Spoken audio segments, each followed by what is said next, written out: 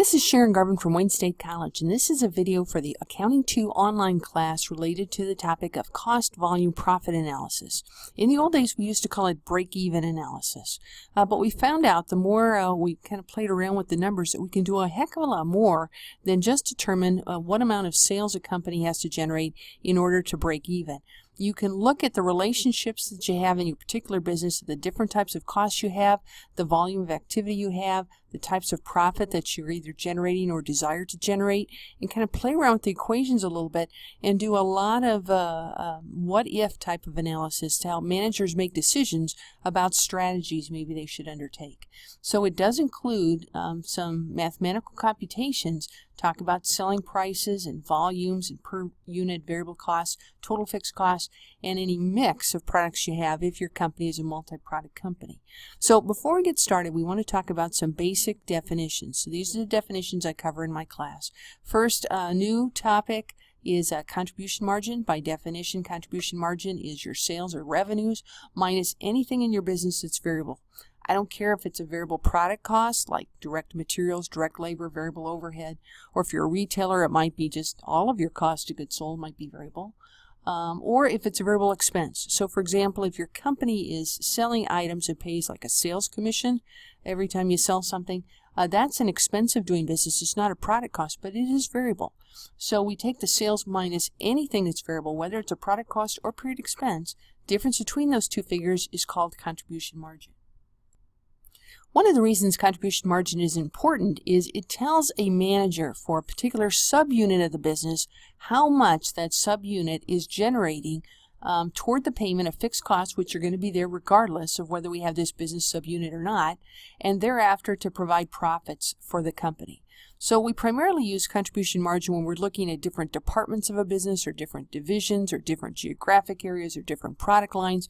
We're taking one business and dividing it up into a lot of subunits. So from a managerial standpoint, we can evaluate which ones are the most profitable for us. One of the things we want to look at is how much of a contribution margin that business segment generates. So we can find out where our strongest parts of the business are and our weakest. The weakest ones might be candidates for discontinuation, or they might be candidates for revamping them or restructuring them in a way that makes them more profitable. A couple other definitions down here that we'll need to know. Contribution margin per unit is basically the same thing, but instead of looking at total sales and total variable costs, we're looking at the sales price for one unit of product and the variable costs and expenses for that one unit of product. A definition for contribution margin ratio is a percentage. We get that by taking either total contribution margin and dividing by sales to give us the percentage relationship of contribution margin to sales, or it should be the same if you do it just for one unit. So if you know what the contribution margin is for one unit and divide it by the sales price per unit, that should be the same percentage relationship you got when you looked at the total amounts. By definition, the break-even point is that point of operation where the sales level that you're achieving provides you with enough revenue to just exactly pay for your total cost and expenses. You don't have any profit or loss. You've sold enough to pay for all of those fixed costs and any variable costs that your company has incurred, and you're up to a net income of 0. There are basically 4 methods that you can use to perform cost, volume, profit analysis. The first one is called the graphical method. We really don't use the graphical method, but it's a good way of kind of explaining the concepts. So I'll go over those first so you kind of understand what we're doing in some of the subsequent methods. When we do the graphical method, we put an axis here, vertical and horizontal axis. The vertical axis is for dollars and the horizontal axis is for volume. So in a traditional break-even graph, the first thing we put is fixed costs, because the first thing a business has to do is pay for its fixed costs. By definition, fixed costs are going to be there regardless of the level of activity a company operates in, at least within a relevant range. So that means on the graph that the line should be a horizontal line. By definition, fixed is fixed regardless of the level of activity, so it would be a horizontal line. A business also has to be able to pay for variable costs. We put the variable cost in next, and we'll put those on top of the fixed cost because we have to pay for both. If you look at this line, it really represents the total cost. So this area between the diagonal line and the fixed cost horizontal line, that's your variable cost. But the total dollar amount from this diagonal line all the way down to the bottom axis would be the total cost of the organization. So we graph that next. Next, I'll add a sales line. Now, the sales line is this diagonal line that you see here. It goes through kind of the origin, the 0, 0 point, because if we sell 0 volume, we would have $0 in sales. So it has to go through the 0, 0 point. The slope of the sales line should be higher than the variable cost. In other words, every time we sell a unit, the selling price should be higher than what its variable costs are. We should have a positive contribution margin, and so that line needs to have a steeper slope than what our variable cost line does. So this is our sales line here, the dollar difference between what you could read off a graph from this line here down to the bottom would be the dollar amount of sales and any given amount of volume that you would read here on the bottom axis. Now remember, by definition, the break-even point is the point where total sales exactly equal total costs. So we said that this diagonal line here represents the total cost. If you take the difference between this diagonal line and the bottom down here, this is a total cost line, okay, and this is a sales line. So at the point where they cross, right here in the middle, that would be the break-even point. You could read off this graph what dollar amount it would take for you to generate in sales to be able to just be able to pay for all the fixed and variable costs at that volume of activity. So you could read the volume, which is the break-even point in units. You could read the dollar amount, which is the break-even point in sales, by looking at this particular graph if we had the axis labeled for the specific units of volume in dollars. So we're just trying to cover the theory here, how the graphical method works. Again, a lot of people don't use this anymore, but it is kind of a good way to kind of communicate with your employees and other people you're trying to explain the concepts of break-even to. That's why we're using it in this class. And then finally, we can see that where we have a part of the graph where this sales line exceeds our total cost line, we have an area of profit. So if this graph were actually had the dollar amounts indicated on the side and the volume amounts indicated on the bottom, you would be able to take the difference between where these two lines fall on your graph to determine what the profit would be at any particular volume above the break-even point. Now, below the break-even point, we notice the total cost line is higher than what the sales line is. So when your costs and expenses are higher than what your revenues are, you have a net loss. So this area of the graph represents the loss area. If you could read the dollar amounts and the volume amounts, you could take a look at any particular volume level down here below the break-even point and be able to measure the dollar differences between the total cost line and the sales line to determine what the company net loss would be. Again, most people don't do break-even charts anymore. We use mathematical or algebra methods to determine what the dollar amounts would be at various levels of activity to give us kind of a ballpark figure in terms of how much profit or loss we would have under different scenarios. But the graph is kind of a good way to introduce students to understanding what the concepts are of the different types of costs and how they would look from a visual or a graphical standpoint. Probably the most useful method of the four methods when you have a company that only has one product would be to use the equation method.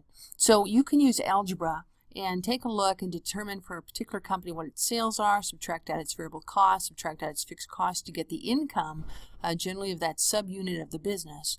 And then you can kind of play what if by changing different variables in here and seeing how the other items would change, seeing how income would change, for example. Or if you had a desired income, what it would take in sales in terms of number of units to be able to achieve that particular income. So the equation method is easier explained if I use an actual problem.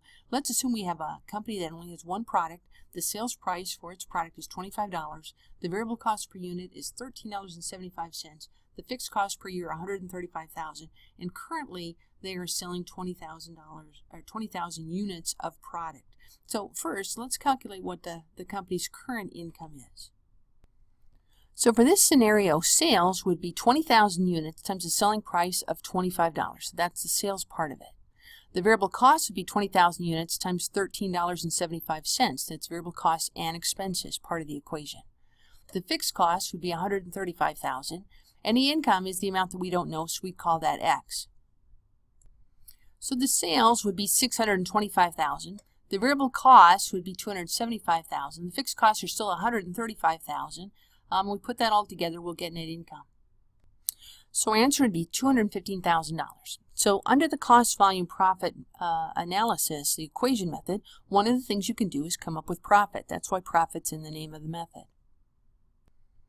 If we want to determine the number of units we would have to sell just to break even, where our total sales would be exactly equal to our total cost and expenses, we could set X equal to the number of units.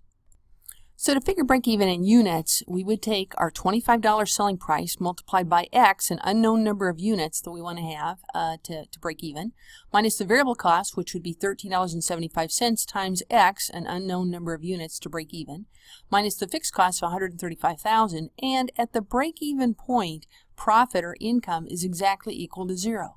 Then we just use algebra to simplify the equation and solve for X. So I mixed the x's, and 25x mixed with the negative 1375x gives me 11.25x minus 135,000 equals 0. I add 135,000 to both sides. That gives me 11.25x equals 135,000. Then I divide both sides by 11.25, so x becomes 12,000. Be careful, you need to label this. This is terms of units. This is not $12,000 of sales. X was equal to number of units. So you would have to sell 12,000 units of product just to get up to a profit of 0 for this company. If you wanted break even in terms of sales dollars instead of units, you could just take your 12,000 units to break even, multiply them by the $25 sales price to get an answer of $300,000 of sales need to be generated in order to break even. Sometimes that information is more useful to managers when they're looking at different alternatives, trying to decide not only how many units to sell, but what dollar amount of sales would need to be achieved to reach that goal. The third method to do these types of computations is called the contribution margin per unit method. So one way you can get break even in terms of number of units would be to take your total fixed cost and divide by the contribution margin per unit. This is just a shortcut method from what we did up here in the equation method. What's the last computation that we did when we did the equation method? We took 135,000 and divided by 1125. What's the 135,000? That's total fixed cost. What's the 1125? Well, that's the difference between the selling price and the variable cost and expense dollar amount, which is the contribution margin per unit. So under this method, you'd simply just cut to the chase and take 135,000 divided by the $11.25 difference between the selling price for 1 unit and the variable cost and expenses for 1 unit to get the answer of 12,000 units to break even. So when you use the contribution margin per unit method, you will get an answer that is in terms of units, not dollars.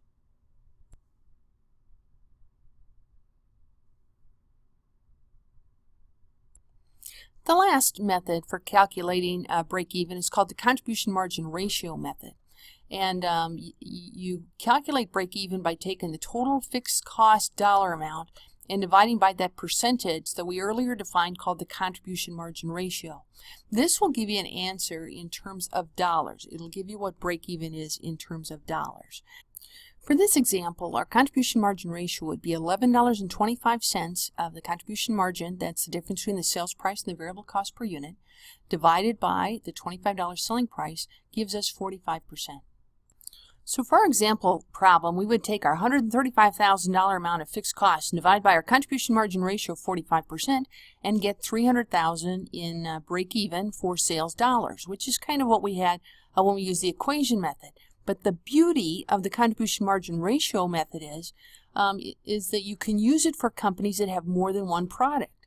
I mean, the equation method is great, but how many companies do you know that only have one product? For a lot of years, Clorox had one product, which was bleach, and WD-40 had one product, which was a lubricant.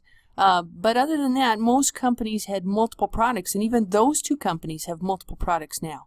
So if you wanted to do break-even types of computations or anything associated with cost volume profit analysis, you're kind of limited when you use the equation method. So let's say you have a store and you sell 100 different products, but the sales mix, the quantity of items that you sell of one particular product relative to another type of product really doesn't change a whole lot. You could do a contribution margin income statement for your store that has 100 products and come up with a contribution margin amount. You could take that contribution margin dollar amount and divide by your store's sales amount to come up with a contribution margin ratio. Therefore, you could take your company's fixed costs and divide by that contribution margin ratio to figure out what your particular break-even in sales dollars is. So even if you have multiple products, you would still know, okay, I got to have a certain dollar amount, in this case $300,000 worth of sales, in order to break even. That doesn't tell you how many units of each type that you have to have, but it's good for a manager to know kind of a rough dollar figure of sales that they need in order to break even. So this fourth method is very, very useful and can be used to come up with some ballpark estimates of what break-even amounts would be for multi-product companies. The last couple things I want to mention are two more definitions that you might have read about a little bit in your textbook. One is called margin of safety. And margin of safety is basically defined as the amount by which your sales could drop before we have to worry about losing money. In other words, how far away are you from that break-even point if you're operating above the break-even point? If your sales went down by 5% or 10%, would we have to start worrying about moving into that loss area that we looked at when we did the graphical method? I'll show you an example of how this works using the problem we've been using. Now, margin of safety can be defined in terms of units or dollars. So you really have to read the question or put it in a format that is most easily understandable by the person you're trying to communicate with, what your particular business situation is. Some people understand units. So the current level in the original problem said we were selling 20,000 units a period. We had calculated break-even was 12,000 units. So that means our sales could drop by 8,000 units before we have to worry about losing money. So that is a nice, healthy margin of safety. Hopefully our marketing folks could come up with a forecast of what we're going to sell, and we could see, what the probability is that our sales were going to go down by 8,000 or more units. And if the probability is very low that size of a drop would happen, we don't have to worry so much about losing money. It takes some of the pressure off the business. You can also talk about margin of safety in terms of dollars. Some people understand dollars a little bit better. The original problem had 20,000 units at a $25 sales price, which is $500,000 of sales. That's what we're currently operating at. You can compare that to the 300,000 break-even sales we calculated for this problem, and that tells us our sales could go down by $200,000 before we have to start worrying about losing money. So a margin of safety in terms of dollars would be 200,000. Again, in both situations, it tells us how far away we are operating from that break-even point. If we're far above the break-even point, profits are nice and healthy. Things turn south, get a little bit more difficult in terms of a business situation.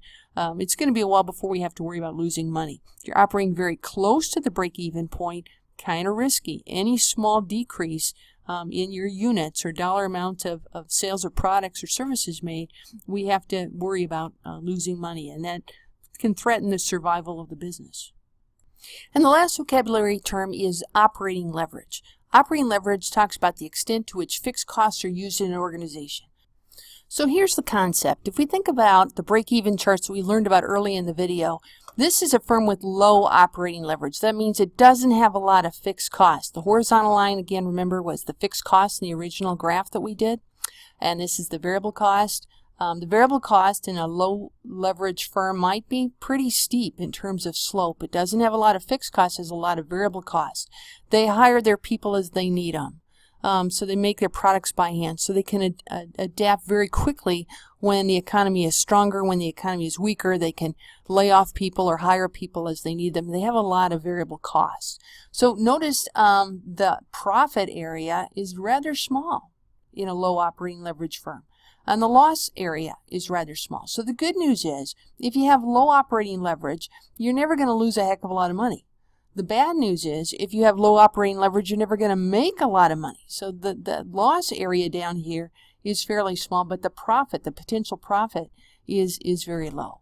Now, most American businesses today have high operating leverage. That is, a lot of products are made by machines, and those are all fixed costs. Or if they use labor, the labor might be unionized. So their labor costs become a fixed cost instead of a variable cost. So the fixed costs are very, very high, and the variable costs maybe not so much. So the slope of the variable line is not as steep. So when you put the same sales, I copied the same sales line from both graphs.